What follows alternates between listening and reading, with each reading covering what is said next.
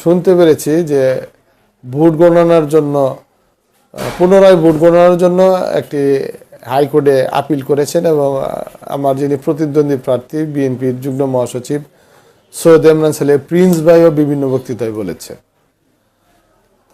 আমার জানা মতে শতভাগ সুষ্ঠু এবং গ্রহণযোগ্য একটি নির্বাচন হয়েছে সারা বাংলাদেশে। এই নির্বাচনের মাধ্যমেই সরকার গঠন হয়েছে এবং জনাব তারেক রহমান যিনার আদর্শে উজ্জীবিত হয়েই আমরা বিএনপির রাজনীতি করেছি। যদিও বর্তমানে আমি দল থেকে বহিষ্কৃত, আমাদের প্রাণের নেতা আমাদের নেতা জনাব তারেক রহমান এই অবাধ এবং গ্রহণযোগ্য নির্বাচনের কারণেই উনি সংখ্যাগরিষ্ঠ আসন পেয়ে উনি বাংলাদেশের প্রধানমন্ত্রী নির্বাচিত হয়েছেন। এখন ব্যক্তিগত কারণে অনেকে অনেক কিছু বলতে পারেন।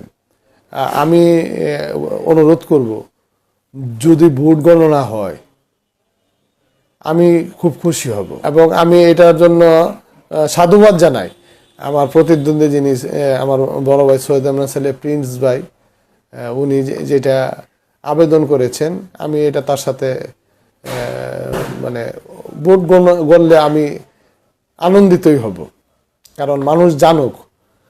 আর উনি যেই অভিযোগ করেছেন আসলে আপনারা সকলেই জানেন উনি একজন হেভিওয়েট নেতা এবং উনি অনেক প্রভাবশালী একজন মানুষ।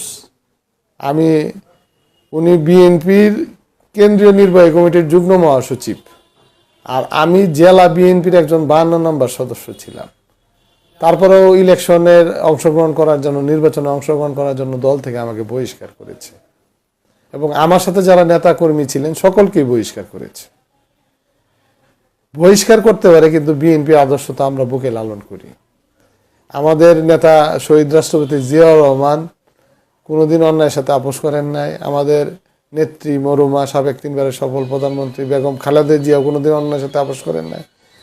আমাদের নেতা বাংলাদেশের প্রধানমন্ত্রী জনাব তারেক রহমানও কারোর সাথে কোনোদিন অন্যায়ের সাথে আপোষ করেন নাই। অন্যায়ের সাথে আপোষ করলে উনি 17 বছর দেশের বাইরে থাকতে হতো না তার।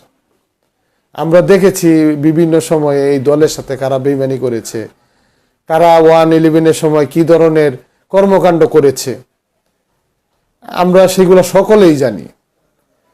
আমরা সেগুলা নিয়ে খুব বেশি কথা বলতে চাই না। আমাদের নেতা তারেক রহমানের আদর্শে আমরা রাজনীতি করি। আমি অপরাধ করেছি, দল আমাকে বহিষ্কার করেছে, সেটা আমি মাথা পেতে নিয়েছি। আমি আবেদন করব আমাদের নেতা হয়তোবা তারেক রহমান আমাদেরকে ক্ষমা সুন্দর দৃষ্টিতে দেখবে, সেটাই আমার প্রত্যাশা। এবং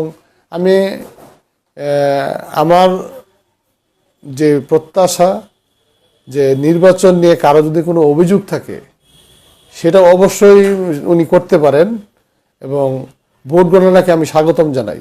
এটুক বলেই আমি আমার বক্তব্য শেষ করছি। ধন্যবাদ সকলকে। আসসালামু আলাইকুম।